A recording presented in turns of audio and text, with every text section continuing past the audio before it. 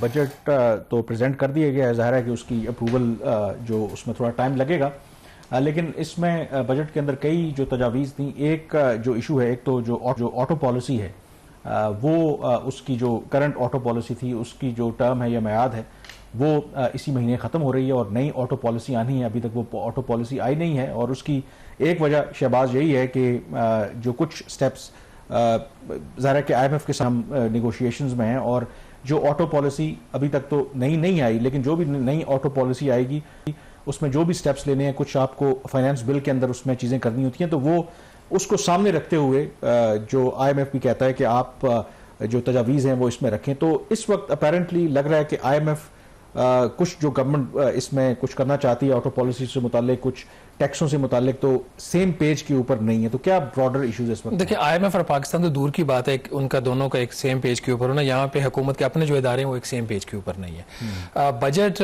आपको पता है कि वो लास्ट जुमे को पेश हुआ था और बड़ी स्पीड से अप्रूवल के प्रोसेस में वो जा रहा है। जो एक्सपेक्टेशन है और जो प्लान है इनका 23 जून को बजट की मंजूरी नेशनल असेंबली से हो सकती है। 9-10 से पहले 23 जून को बजट पास करने का इनका प्लान है और 24 को जो सप्लीमेंट्री ग्रांट्स होती है और कंक्लूडिंग स्पीच वो 24 जून को ये सेशन जो है वो प्रोरोग करना चाहती है गवर्नमेंट भी और अपोजिशन भी। इनका यही प्लान इस वक्त लग रहा है। लेकिन ये जो एक एट द 11th आवर एक चीज़ सामने आ गई, ऑटो पॉलिसी के ऊपर जो इत्तेफाक नहीं हो रहा है। जो मौजूदा पॉलिसी है ये 30 जून को ख़त्म हो रही है, जैसे आपने कहा। अब नई पॉलिसी चाहिए थी। होना तो ये चाहिए था कि 5 साल का पॉलिसी डॉक्यूमेंट है, 2 साल से पाकिस्तान IMF के प्रोग्राम के अंदर है, तो पॉलिसी पहले ही तैयार हो चुकी होती, ड्राफ्ट इसके ऊपर इत्तेफाक हो चुका होता। और आज जब हम बैठे बात कर रहे हैं तो शायद हम ये बात ना कर रहे थे, ये ऑलरेडी पॉलिसी। एक वजाहत करते हैं, टेक्निकली जो ऑटो पॉलिसी होती है उसका बजट से एज सच कोई ताल्लुक नहीं है, तो आप खुद करेंगे 5 साल के लिए होती है पॉलिसी। 5 साल के लिए होती है, लेकिन उसके अंदर असल में पॉलिसी है क्या? पॉलिसी के अंदर टैक्स के रेट्स हैं, इम्पोर्ट टैक्सेस हैं, ड्यूटीज़ हैं। बुनियादी जो झगड़ा है ना वो इस वक्त क्या है? बुनियादी झगड़ा ये है कि पाकिस्तान में जो पहले जो 3 ट्रेडिशनल आपके कार असेंबलर्स थे, उसके बाद नई कंपनियां भी है, 12-13 कंपनीज अब हो गई हैं।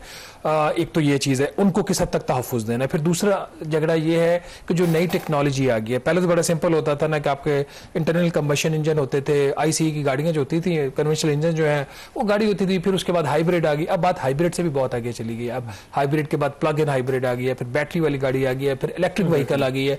तो 5-6 वेरिएंट्स जो है वो गाड़ियों के अब आ चुके हैं इसमें। और जो इसके बाद जो अगर ब्रॉडर इसको एक्सपैंड करते हैं डिबेट को, तो क्या हुकूमत ने, पाकिस्तान ने एक ऐसी ऑटो पॉलिसी देनी है जिसमें जो इन्वेस्टर्स हैं उनके मफादात का तहफ़्फ़ुज़ करना है?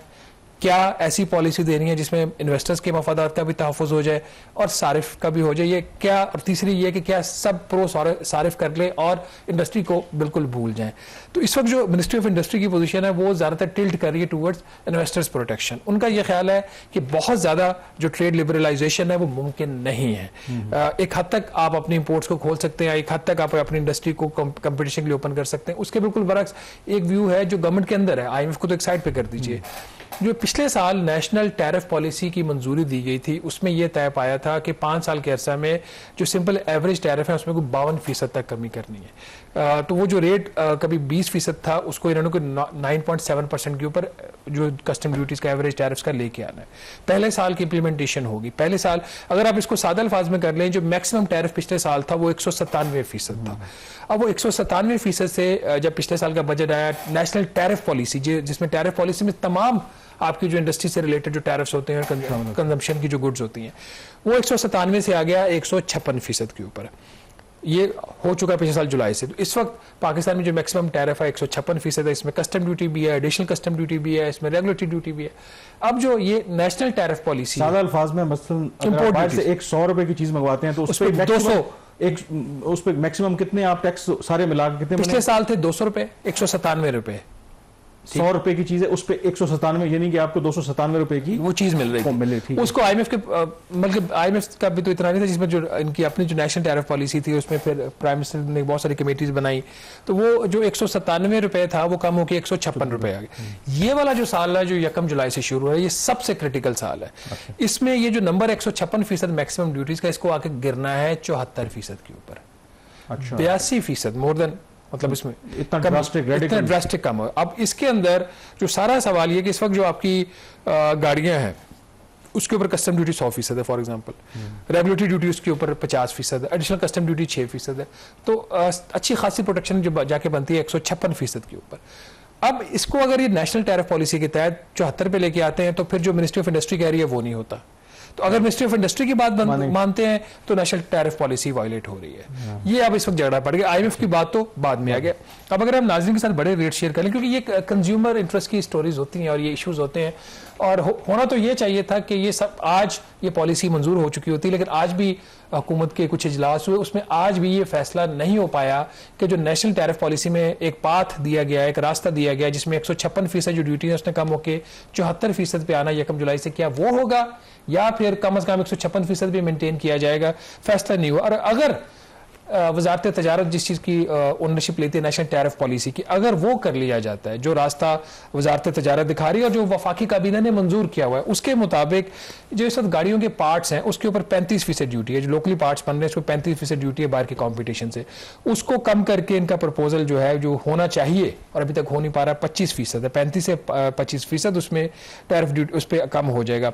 जो गाड़ियां हैं 800 सीसी तक की जीप्स हैं, उसमें कार है, आल्टो गाड़ी उसमें ज़्यादा मेन आ जाती है, मेहरान आ जाती है, उसके ऊपर जो इस वक्त कस्टम ड्यूटी है 50%, 50 को कम होके होना चाहिए 30%।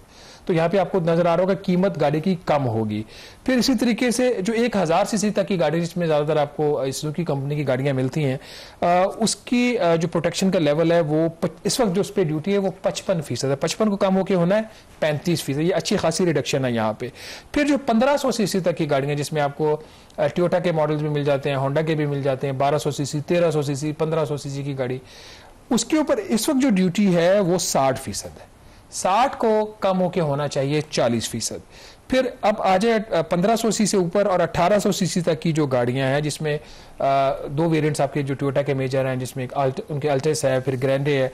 इस वक्त जो इनकी जो है ड्यूटी है, मैं ओवरऑल बात कर रहा हूँ, ये तो वैसे एग्जांपल बता रहा हूँ कि गाड़ियां कौन सी हैं। ये 75% ड्यूटीज हैं, उसको कम होके होना चाहिए 45%। और जो 1800 से सीसी से ऊपर की गाड़ियां, जितनी भी एक्सपेंसिव गाड़ियां बड़ी आपको एसयूवीज नजर आती हैं, उस पर इस वक्त 100% ड्यूटी है। और जो ये टैरिफ पाथ वफाकी काबीना ने मंजूर किया, इसको कम होके होना है 50%। तो ये कामरान इसमें आप देखें, अगर ये ड्यूटी स्ट्रक्चर इंप्लीमेंट हो जाता है तो there is a massive reduction in duties.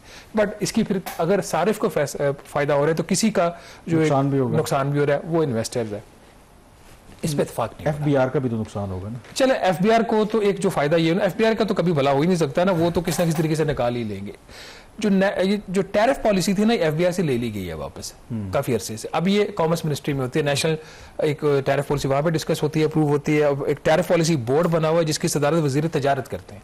तो इसका जो रेवेन्यू इंपैक्ट है, अगर ये फेज 2 इंप्लीमेंट हो जाता है 1 जुलाई से, इसका इंपैक्ट है 144 अरब रुपया रेवेन्यू लॉस है। अच्छा। अगर इसमें आप जो ये पाथ प्रपोज कर रहे हैं, अगर इसमें गाड़ियां भी डाल दें तो ये 180 अरब रुपए तक चला जाता है लॉस। बट गवर्नमेंट का ये ख्याल है कि जब आप टैक्सेस कम करते हैं तो कंपेटिटिवनेस आती है, आपकी एक्सपोर्ट्स भी बढ़ती हैं, इंपोर्ट्स चीप हो जाएंगी तो और ज्यादा इंपोर्ट्स होंगे, तो रेवेन्यू आपका ऑफसेट हो जाता है जो लॉस होता है। आज जो मीटिंग हुई है वो इसमें 2 प्रपोजल डिस्कस हो रहे हैं। एक तो ये कि इसको कर लें 74% पे, जैसे हम बात करें। दूसरा ये कि अगर, चूंकि अब फैसला तो हो नहीं पा रहा ना, क्योंकि और 30 जून आ रहा है, बल्कि 24 जून को ज़हन में रखे, 30 को तो छोड़ दें आप। और अगर ये टैरिफ पॉलिसी की वजह से और इसकी ऑटो पॉलिसी की वजह से बजट को ये डिले भी कर देते हैं पोस्ट, तो कितना 2-3 दिन आगे ले जाएंगे। तो इसका इस वक्त जो सूरत हाल बन रही है वो ये बन रही है कि अगर 74% पे नहीं मानती मिनिस्ट्री ऑफ इंडस्ट्री और बाकी स्टेक होल्डर्स प्रिवेल कर जाते हैं, तो ड्यूटीज को 74% पे कम कर दिया जाए, उसके ऊपर 82% फेडरल एक्साइज ड्यूटी लगा दी जाए। अच्छा, ठीक है, मतलब इधर से काटो और उधर से दे दो। बट उसमें जब फिर आप नेशनल टैरिफ पॉलिसी को वायलेट कर देते हो, that will be the first violation during the second year. और पहले साल में अभी तक जो सेक्रेटरी तजारत के हैं जवाद पॉल, उन्होंने जो ब्रीफिंग भी दी national assembly standing committee on finance, उसमें उन्होंने कहा कि ये फिर अभी तक की जो उन्होंने कहा जी पाथ है, एक तो 2 बातें उन्होंने बड़ी इंपॉर्टेंट थी। अभी तक गवर्नमेंट ने अपनी पॉलिसी को वायलेट नहीं किया, और उन्होंने कहा अभी भी जो पॉलिसी की बात हो रही है ऑटो पॉलिसी की भी, वो भी इसी कॉन्टेक्स्ट के अंदर हो रही है। ना इसके ऊपर मजीद भी बात करनी है। IMF का इसके ऊपर क्या व्यू है और ये बात किस तरफ जाएगी, कि IMF मानेगा, और IMF भी नहीं मान रहा है, वजारत तजारत भी अगर नहीं मानती, क्या होगा, क्या पॉलिसी लैप्स कर जाएगी